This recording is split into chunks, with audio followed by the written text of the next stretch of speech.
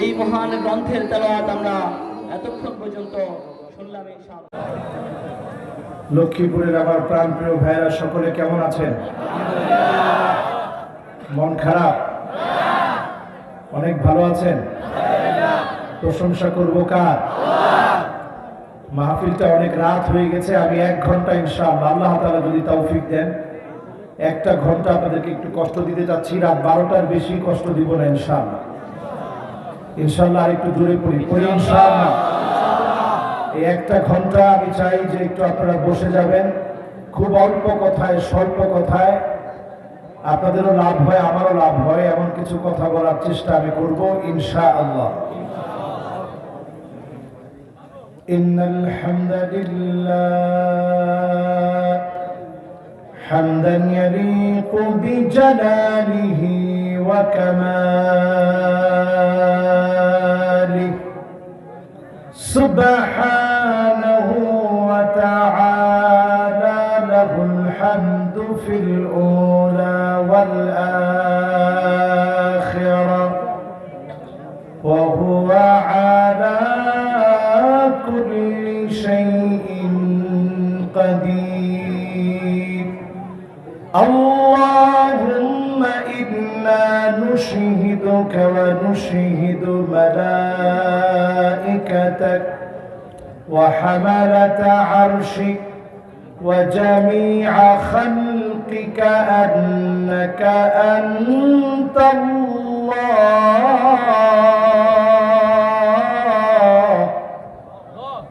ফাহুয়াল ওয়াহিদুল আহাদ الفرد الصمد الذي لم يلد ولم يولد ولم يكن له كفوا أحد. ونشهد أن سيدنا وسندنا وحبيبنا وحبيب ربنا وطبيبنا وطبيب قلوبنا محمد صلى الله عليه وعلى آله وأصحابه وبارك وسلم الذي أرسله بالحق بشيرا ونذيرا وداعيا إلى الله بإذنه وسراجا منيرا. فقد قال الله تعالى في كلامه المجيد وفي فرقانه الحميد. সকলে পড়ি আউযু বিল্লাহি মিনাশ শাইতানির রাজীম। বিসমিল্লাহির রাহমানির রাহিম। আলিফ লাম রা। কিতাবুন আনজালনাহু ইলাইকা লিতুখরিজান নাস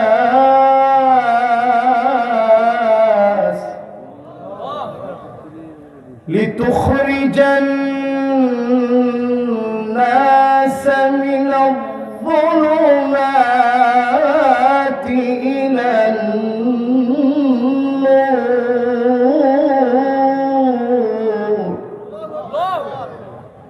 بإذن ربهم إلى صراط العزيز الحميد.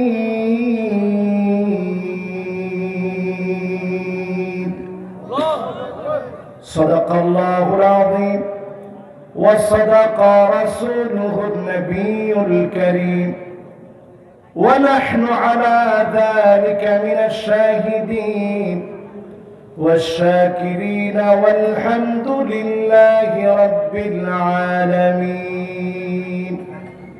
وقال تعالى في شان حبيبه مخبرا وآمرا إن الله وملائكته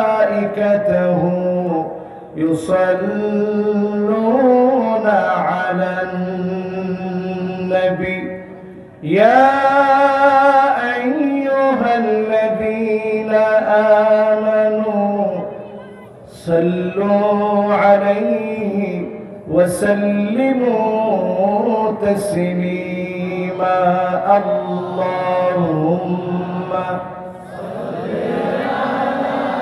سيدنا مولانا محمد وعلى آله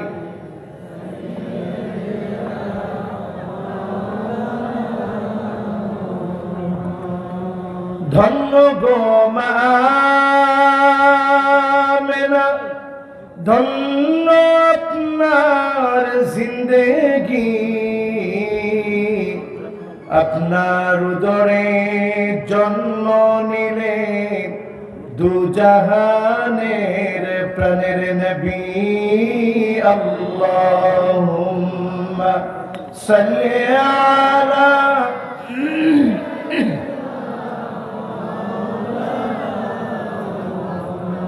وعلى آل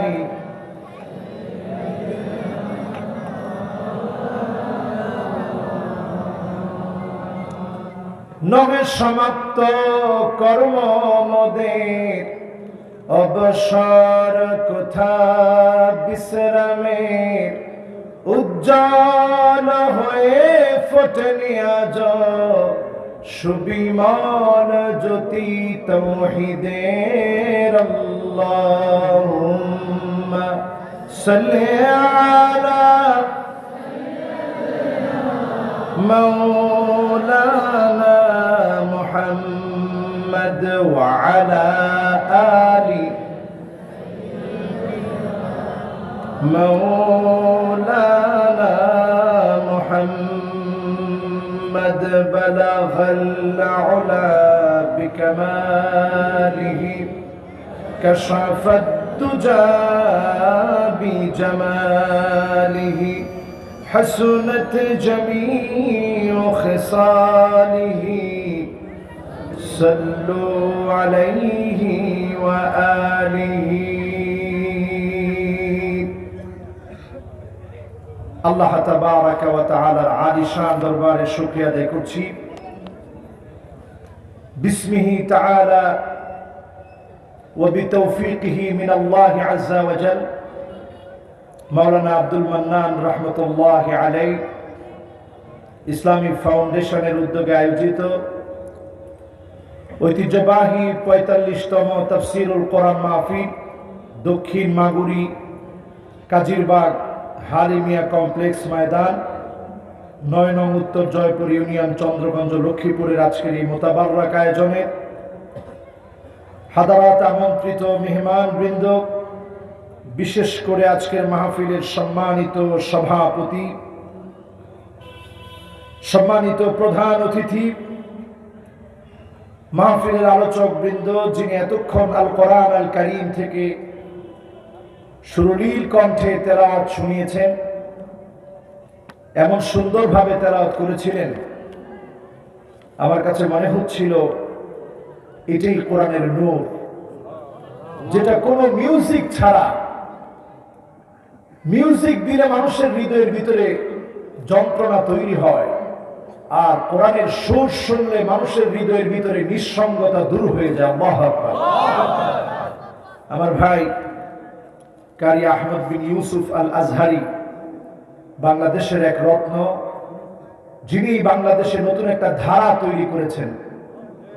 এই যে এখন ছেলেরা সুন্দর করে তেলাওয়াত করে, আগে এক সময় জুড়ে টেনে টেনে পড়তে পারলেই মানুষ এটাকে কেরাত মনে করত, কিন্তু এখন মাকামাতকে মেনটেইন করে সুন্দরভাবে সরলীল কণ্ঠে অর্থ বুঝে বুঝে কোরআন পড়ার যে একটা ধারা তৈরি হয়েছে, আলহামদুলিল্লাহ তার রূপকার আমার ভাই কারি আহমদ বিন ইউসুফ আল আজহারি হাফিজাহুল্লাহ।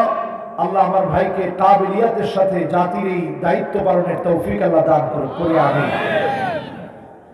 সামনে উপবিষ্ট আছেন আমার সম্মানিত মুরব্বিয়ানে কেরাম, সর্বজন শ্রদ্ধেয় আমার ওলামা হযরতগণ, তারুণ্যের উচ্ছ্বাস, দিক দিগন্তের দিকপাল তরুণ প্রজন্মের আমার তরুণ ভাইয়েরা, পর্দার অন্ত আড়ালে শ্রবণরত আমার মা এবং বোনেরা, সকলকে জ্ঞাপন করছি ওয়াহাইয়িকুম বিতাহিয়াতিল ইসলাম, আসসালামু আলাইকুম ওয়া রাহমাতুল্লাহি ওয়া বারাকাতুহু।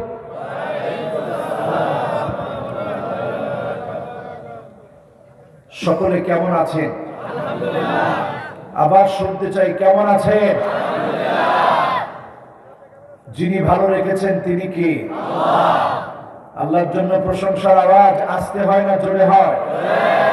কত জোর আছে, সব জোর লাগিয়ে আমরা বলি তো আলহামদুলিল্লাহ। আবার মনে হয় আপনাদের অনেক রাত হয়েছে, জন্য কষ্ট হচ্ছে খুব। এই দোষটা কিন্তু আমার না, কমিটিকে আমি বারবার বলেও বুঝাতে পারি না, কিন্তু আমি তো আর খারাপ ব্যবহার করতে পারি না, কারণ আপনারা দাওয়াত দিয়ে এনেছেন, আদর করে খাইয়েছেন। আমার ভাই যিনি পিছনে দাঁড়িয়ে আছেন কয়েকবার আমার মসজিদে গিয়েছে মুগদায়, সেখানে গিয়ে গিয়ে বারবার হুজুর আমার দাওয়াতটা কিন্তু এত তারিখ মনে থাকে যেন। এত কিছুর পরে আমি তো আর রাগ করতে পারি না, কিন্তু আমি জানতাম যে আজকের মাহফিলের অনেক শ্রোতা যারা দূর দারাজ থেকে আসছে তাদের অনেকেই চলে যাবে, কিন্তু আমি দেখতে পাচ্ছি আলহামদুলিল্লাহ খুব বেশি না। যারা এলাকার কিছু আছে অতি ঘুমে নিমজ্জিত হতে চায় তারা কিন্তু অনেকে চলে গেছে। দূর দারাজ থেকে যারা এসেছেন আপনারা কিন্তু এখনো বসা আছেন। টাইম কিন্তু আমরা দিয়েছিলাম 12টা, আমরা চেষ্টা করব 12টা যেন নির্ধারিত সময়টা আমরা ধরে রাখতে পারি ইনশাআল্লাহ। সকলে পড়েন আউযু বিল্লাহি মিনাশ শাইতানির রাজীম, বিসমিল্লাহির রাহমানির রাহিম, আলিফ লাম রা,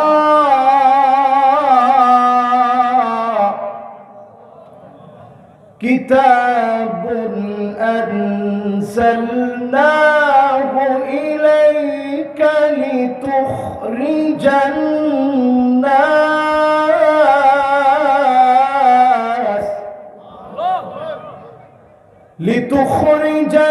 নাস মিনাল যুলুমাতি ইলান নূর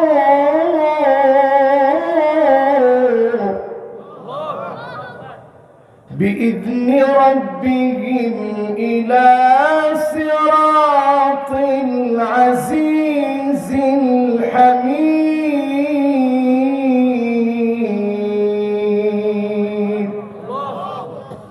সকলে পড়ি সাদাকাল্লাহুল আযীম। যেই সূরাটা আমরা এখন তেলাওয়াত করলাম সূরাটার নাম সূরা ইব্রাহিম। সূরাটার নাম কি? সবাই একটু বলেন সূরাটার নাম কি? সূরা ইব্রাহিম। অবতীর্ণ হয়েছে মক্কাতুল মুকাররমায়, আল কোরআন আল কারীমের 14 নম্বর সূরা এটি। এই সূরার ভিতরে আয়াত রয়েছে মাত্র 52টি। কয়টি? 52টি আয়াতের একটি সূরা, সূরা ইব্রাহিম নাম। এই সূরা আল কারীমাতে শব্দ রয়েছে 831টি। বলতে হবে শব্দ আছে কয়টা? সবাই বলেন শব্দ আছে কয়টা? 831টি শব্দ রয়েছে। আদাদুল হুরুফ, অক্ষর রয়েছে 3461টি। বলেন অক্ষর আছে কয়টা? 3461টি। এবার বলেন শব্দ আছে কয়টা? 831টি। আয়াত রয়েছে কয়টি? 52টি। পবিত্র কালামে হাকিমের কত নম্বর সূরা? বলেন শব্দ আছে কয়টা? 831। আপনারা এই মার্কার শ্রোতা হলে আমার খুব কষ্ট লাগবে। শ্রোতা হতে হবে একেবারে একের শ্রোতা। একের শ্রোতা হতে হলে ছোট বাচ্চারা কথা একটু কম বলতে হবে, তোমরা শুনতে হবে এখানে। না অসুবিধা নেই, ছোটরা কথা না বললে তো মাহফিলের সৌন্দর্য থাকবে না, তারা মুখস্থ করবে। বড় এবার তোমরা শব্দ আছে এই সূরার ভিতরে কয়টা? আপনারা সবাই মনে হয় আমার আলোচনা বুঝতেছেন না। বোঝা যাচ্ছে? বেশি বোঝা যান না মনে হয়। আজকে শ্রোতা রাত 11টা বেজে গেছে, তো আসলে এই টাইমে আমি মূলত মাহফিল ছেড়ে দিই, কিন্তু আপনাদের এখানে আমি এসেছি আগে, তখনই যদি আমি বসতে পারতাম তাইলে হয়তো আলোচনাটা করে আমার কাছে ভালো লাগতো। এখন অনেক রাত, দুইজন করে উঠবে আর আমার কাছে মনে হবে যে আমি আলোচনাটা বোঝাতে পারতেছি না। আচ্ছা বলেন, শব্দ আছে কয়টা? মাশাআল্লাহ। এবার বলেন, অক্ষর আছে কয়টা? 3461। এবার সবার মোবাইল বন্ধ আছে তো? দেখে নেন, সবার মোবাইল বন্ধ থাকবে, বিশেষ করে যারা স্টেজে আছেন মোবাইল বন্ধ। আয়াত আছে কয়টি? মাশাআল্লাহ। শব্দ আছে কয়টি? এবার বলেন, অক্ষর আছে কয়টি? মাশাআল্লাহ। এবার একটা সুন্দর পরিবেশ সৃষ্টি হয়েছে। আমরা প্রশংসায় আবার পড়ি আলহামদুলিল্লাহ। নবীজির নামে মন ভরে প্রাণ খুলে হৃদয়ের মহব্বত একত্রিত করে পড়ি মুহাম্মাদুর রাসূলুল্লাহ সাল্লাল্লাহু আলাইহি ওয়াসাল্লাম। আল্লাহ রাব্বুল আলামিন আল কোরআন আল কারীমের ভিতরে একটি নয়, দুইটি নয়, 29টি সূরা শুরুতে আল্লাহ রাব্বুল আলামিন চ্যালেঞ্জ ছুড়ে দিলেন। আল্লাহ তাআলা কখনো নাযিল করলেন আলিফ লাম মিম, কোথাও আল্লাহ দিলেন আলিফ লাম রা, কোথাও আল্লাহ দিলেন হামিম। আল্লাহ রাব্বুল আলামিন এইভাবে করে 29টা সূরার শুরুতে এমন চ্যালেঞ্জ আল্লাহ ছুড়ে দিলেন, আরবের সাহিত্যিকরা অবাক হয়ে গেল। আলিফ লাম মিমের অর্থ কি হবে? আলিফ লাম রা এর অর্থ কি হবে? হামিমের অর্থ কি হবে? ইয়াসিনের অর্থ কি হবে? বিচ্ছিন্ন বিচ্ছিন্ন কাটা কাটা অক্ষরগুলোকে দিয়ে 29টা সূরার শুরুতে যিনি চ্যালেঞ্জ করলেন তিনি কে? আল্লাহ। সেই 29টা সূরার একটি সূরার নাম হচ্ছে সূরা ইব্রাহিম। বলেন, সূরাটার নাম কি? ইব্রাহিম আলাইহিস সালাতু ওয়াস সালামের সাথে আমাদের সাথে সম্পর্ক কি? সবাই বলেন কি? ইব্রাহিম আলাইহিস সালামের নামে আল্লাহ সূরা নাযিল করলেন। শুরুতে আল্লাহ রাব্বুল আলামিন চ্যালেঞ্জ দিন কাফেরদেরকে মুখ বন্ধ করে দিয়ে আল্লাহ তাআলা জানায় দিচ্ছেন, কিতাবুন আনজালনাহু ইলাইকা লিতুখরিজান নাস।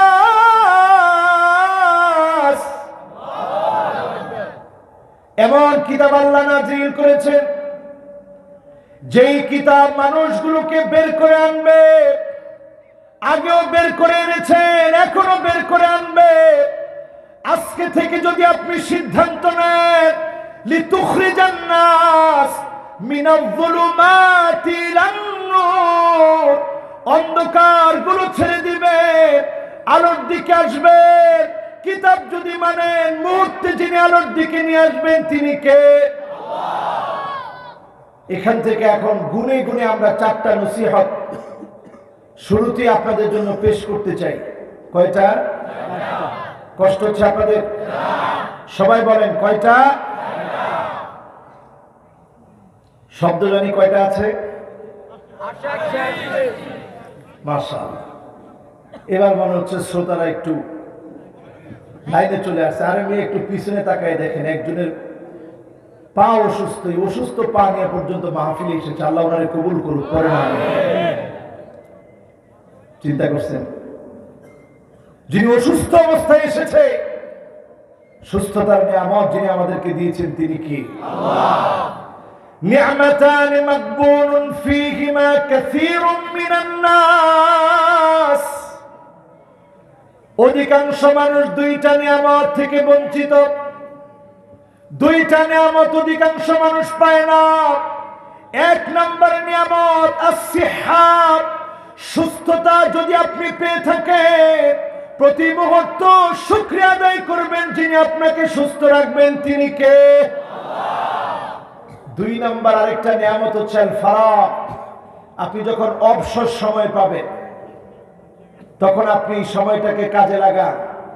মনে মনে চিন্তা করেন এই অবসরটুকুনকে কাজে লাগালে যিনি আপনাকে সামনের দিনে অবসর সময় না থাকতে পারে, ব্যস্ততা চলে আসবে, ওই ব্যস্ততা আসার আগে অবসরটাকে আপনি ইবাদতের মধ্য দিয়ে কাটান, যিনি আপনাকে অচিরে নিয়ামত দান করবেন তিনি কি? আল্লাহ। চারটা নসিহত আমার ভাইরা। এক নম্বর নসিহত হলো মান আরাদা সাহিবাহু ফাল্লাহু ইয়াকফি। আপনি আমি যদি বন্ধু খুঁজি, আপনি আমি যদি বন্ধু বানাতে চাই, অন্য কাউকে বন্ধু বানানোর দরকার নাই। একজনকে বন্ধু মনে করবে যিনি আমার আপনার সবচাইতে নিকটে, সবচাইতে কাছে, তিনি কি? আল্লাহ। যদি আল্লাহকে বন্ধু বানায় নিতে পারে, এই মাহফিল থেকে খেয়াল করে নিয়ে যাবে, যখন সমুদ্রের ভিতরে আমরা বিপদে পড়ে যাই, নদী পথে ভ্রমণ করতে গিয়ে বিপদে পড়ে গেলাম, ধরে নেন করোনাকালীন সময়ে যখন আমরা বিপদে ছিলাম, সবাই মুখে মুখে যার নাম উচ্চারণ করেছি তিনি কে? আল্লাহ। ওয়াইযা গাশিয়াহুম মাওজুন কাযযুলালি দাআল্লাহ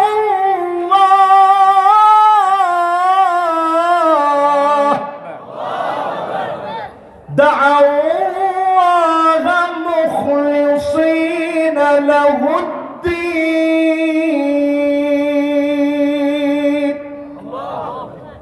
যখন আমরা বিপদে পড়ে যাই, মুসিবতে পড়ে যাই, টেনশনের ভিতরে পড়ে যাই, অন্য কোন মালিকের নাম মনে হয় না, যার নাম মনে হয়ে যায় তিনি কি?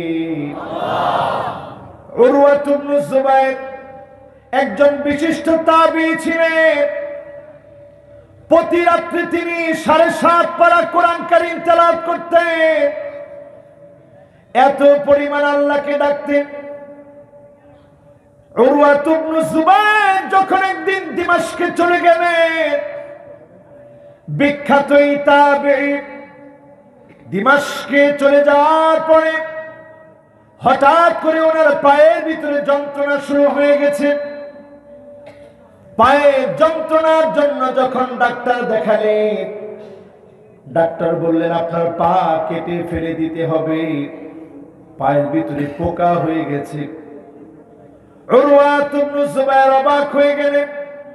সেই মুহূর্তেও বিচলিত না হয়ে মালিকের শুকরিয়া আদায় করলেন। তখন তো অবশ করার মতো তেমন কোনো মেডিসিন ছিল না। ডাক্তার বললেন আপনাকে মদ পান করাতে হবে। সামান্য মদ যদি মেডিসিন হিসাবে খাওয়ানো হয়, আপনি যখন একটু অচেতন হবেন তখন পা কাটা হবে। উরওয়া ইবনে যুবাইর বললেন আমরুন মুস্তাহিল, এটা অসম্ভব। লা আশরাবুল খামরা কাত, জীবনে কোনোদিন আমি মদ পান করতে পারি না, অসম্ভব এটা আমি মদ পান করব। আমি যখন নামাজে দাঁড়ায় যাব, কোরআন তেলাওয়াত শুরু হয়ে যাবে, কোরআনের স্বাদ, কোরআনের মজা যখন আমি পেয়ে যাব, তুমি আমার পা কাটবে। ডাক্তার তুমি দেখবে আমি উরওয়া ইবনে যুবাইর টেরও পাবো না। ঠিকই যখন তিনি নামাজে দাঁড়ায় গেলেন, তেলাওয়াত শুরু করলেন, তিলাওয়াতের এক পর্যায়ে এসে ওনার পা কাটা শুরু করেছে। উরওয়া ইবনে জুবাইর অজ্ঞান হয়ে পড়ে গেলেন। যখন জ্ঞান ফিরল দেখেন পাটা নাই। উরওয়া ইবনে জুবাইরের কাছে সংবাদ আসলো, আপনার সন্তানদের মধ্য থেকে এক সন্তান ঘোড়ায় উঠতে গিয়ে পড়ে মারা গেছে। ওই রাত্রিতেও তিনি আল্লাহর জন্য দাঁড়িয়ে গেলেন, এক পায়ের উপরে ভর দিয়ে দাঁড়ালেন, আরেক পা অপারেশন করা হয়েছে, কেটে ফেলে দেওয়া হয়েছে। তিনি আল্লাহকে ডেকে বললেন, আল্লাহ আপনি আমার মালিক, আমি আপনার গোলাম। দুইটা পায়ের মধ্য থেকে দুইটা পা তো আপনি নিয়ে নিতে পারতেন, মাত্র একটা পা কাটা গিয়েছে, আরেকটা পা তো আছে। আমার সন্তানদের মধ্য থেকে মাত্র একটা সন্তান দুনিয়া থেকে বিদায় নিয়েছে। ও আমার আল্লাহ, আমার কোনো দুঃখ নাই, কোনো কষ্ট নাই। ওই অবস্থায় তিনি প্রশংসা করলেন, আল্লাহর শুকরিয়া আদায় করলেন। আউয়ালু মান ইউদআ ইলাল জান্নাল হামিদুন আল্লাযীনা ইয়াহমাদুনা আল্লাহা ফিস সাররাই ওয়াদ দাররা। যারা সুখে দুঃখে মালিকের প্রশংসা আদায় করবে, এই কষ্টের সময় যারা মালিকের প্রশংসা আদায় করবে, বিপদের সময় যারা আল্লাহকে বন্ধু মনে করে কথাগুলো বলবে, তাদেরকে যিনি জান্নাতের প্রথম কাতারের জন্য কবুল করে ফেলবেন তিনি কে? এখানে যারা বসছেন, এই কথাকে আমরা মনে প্রাণে বিশ্বাস করে নিয়ে যেতে পারি। জীবনে সব সময় প্রশংসা করব কার? হাতের ভিতরে যদি এখন আপনাকে জেলখানায় নেওয়ার জন্য আপনাকে অ্যারেস্ট করা হয়, ওই অবস্থায় প্রশংসা লাগবে কার? আপনাকে যদি আগুনের ভিতরে ফেলে দেওয়া হয়, আইয়ুলকা ফিন্নারি ফায়ুহরাক, ঈমানের পরীক্ষা আপনাকে আগুনে ফেলে দিয়ে জ্বালিয়ে দেওয়া হবে, পুড়িয়ে মারা হবে, তারপরেও এক চুল মারা যাবে না। ঠিক না বেঠিক? এর নাম পরীক্ষা। এই পরীক্ষায় উত্তীর্ণ হতে পারবেন তখন যখন আপনি বন্ধু বানায় নেবেন কাকে? জোরে বলেন না, কাকে? আমরা আল্লাহকে কি বন্ধু বানায় নিতে পারবো ইনশাআল্লাহ? কয় নাম্বার গেল? সবাই বলেন কয় নাম্বার? শব্দ জানি কয়টা? মাশাআল্লাহ। কয়টা? আয়াত জানি কয়টা? 52টা। মাশাআল্লাহ, এই তো মনোযোগ আছে। এরপরে আমার ভাইরা দুই নম্বরে ওয়ামান আরাদা মুস্তানিসান ফাল কুরআন ইয়াকফি। আপনার কাছে যখন একাকী লাগবে, একাকিত্ব যখন আপনাকে পেয়ে বসবে, সারা পৃথিবীর বিভিন্ন জায়গায় মানুষ আত্মহত্যা করে। এত সুখী মানুষ জাপানের মানুষ, এত নিয়মতান্ত্রিক মানুষ জাপানের মানুষ, তারপরেও তারা আত্মহত্যার দিকে গিয়ে, এই জন্য তারা আত্মহত্যা করে কারণ তারা নিঃসঙ্গতা তাদেরকে পেয়ে বসে, একাকিত্ব তাদেরকে পেয়ে বসে। আধুনিকতা আছে, টাকা আছে, নিয়ম আছে, সব আছে, একাকিত্ব দূর করার কোনো ঔষধ নাই। এই জন্য জাপানে আত্মহত্যার সংখ্যা বেশি, অমুসলিমরা বেশি আত্মহত্যা করে। আরব দেশগুলোর দিকে তাকায় দেখেন, আত্মহত্যার সংখ্যা একেবারে নগণ্য। আত্মহত্যা একেবারে থাকবে না আপনি যদি কোরআন কারীম পড়েন, মানেন, বুঝেন। নিঃসঙ্গতা যিনি দূর করে দিবেন তিনি কে? মোহাব্বত নিয়ে ডাক দিয়ে বলেন তিনি কে? দুই নম্বর নসিহত। তিন নম্বরে আমার ভাইরা, ওয়ামান আরাদা গিনান ফাল কিনাআতু তাকফি। আপনি আমি যদি ধনী হতে চাই, অল্পে তুষ্ট হয়ে যান, যিনি আপনাকে আমাকে ধনী বানায় দিবেন তিনি কে? এমন লোক আমার ক্ষুদ্র জীবনে দেখেছি, হাজার হাজার কোটি টাকা, কিন্তু খাওয়ার লোক নাই। এমন লোক আমার জীবনে দেখেছি, টাকার অভাব তার নাই, কিন্তু সন্তান হাতের ভিতরে একটা কাগজ নিয়ে রাখে। আমি একদিন প্রশ্ন করলাম, ভাই আপনার সন্তান তো কিছু বলতে পারে না, তার হাতে শুধু একটা কাগজ থাকে, কিন্তু কেন? তিনি বললেন, সারা জীবন আমি টাকার দিকে তাকিয়েছিলাম, আমার সন্তান এখন কাগজের দিকে তাকায় থাকে। চিন্তা করেন মুসলমান, অল্পে তুষ্ট হন, যিনি আপনাকে ধনী বানায় দিবেন তিনি কি? আমার রাসূল অল্পে এত তুষ্ট ছিলেন, লাউ আরাদতু, নবীজির মনটা যদি শুধু চাইতো, মুখে বলা দরকার ছিল না, লাসারাল উহুদ যাহাবা, গোটা উহুদ পাহাড়টা যিনি নবীজির জন্য স্বর্ণ বানায় দিতেন তিনি কে?